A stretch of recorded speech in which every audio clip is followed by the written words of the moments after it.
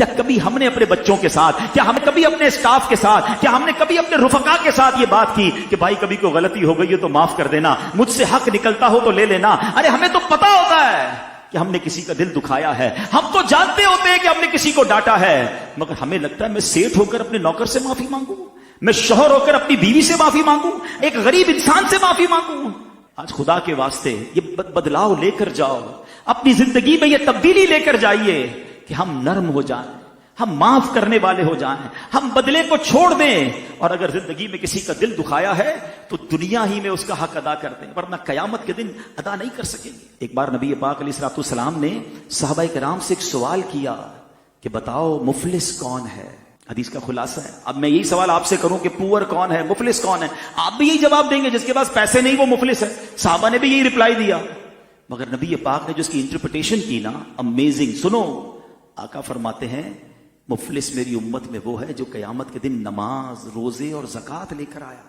اور یوں آیا، یعنی اس حال میں آیا کہ اسے گالی دی، اس پر تہمت لگائی، اس کا مال کھایا، اس کا خون بہایا، اسے مارا،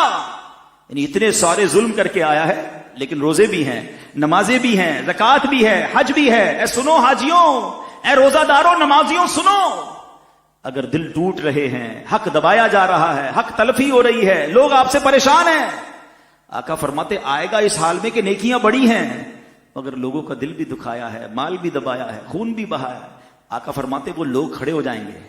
اور اللہ سے عرض کریں گے مولا ہمارا حق دلا۔ اچھا، اس قیامت کے دن پیسوں کا تو بیپار نہیں ہوگا نا کہ کسی سے 5 لاکھ لیے ہوئے تو قیامت کے دن چیک بنا کے اسے دے دیں گے، اب نیکیوں کا کاروبار ہوگا، یعنی اب اس شخص کو، بندے کو اپنی نیکیاں دینی پڑ جائیں گی مظلوموں کو۔ حدیث میں آتا ہے ساری نیکیاں ختم ہو جائیں گی، حق لینے والے ختم نہیں ہوں گے، پھر کیا ہوگا؟ اب ان مظلوموں کے گناہ اس کے سر ڈالے جائیں گے، اور آخر کار فرمایا کہ اسے آگ میں پھینک دیا جائے گا، بیکاز لوگوں کے دل دکھائے ہوں گے، حق تلفی کی ہوگی۔ تو اے میرے پیارے اسلامی بھائیو، یقیناً ہمیں نمازی بننا ہے، ہمیں روزے بھی رکھنے ہیں، ہمیں حج بھی کرنے ہیں، زکاتیں بھی دینی بہت ضروری، یہ فرائض ہیں،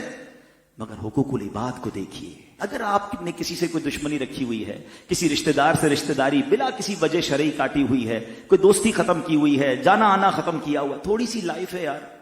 معافی کر دیں۔ شب قدر ہو، شب برات ہو، آپ جب پڑھتے ہیں کہ یہ مغفرت کی راتیں ہیں، اس پہ ایک لسٹ آتی ہے کہ سب بخشے جائیں گے، حدیثوں میں آتا ہے یہ چند بد نصیب نہیں بخشے جائیں گے، ان سب میں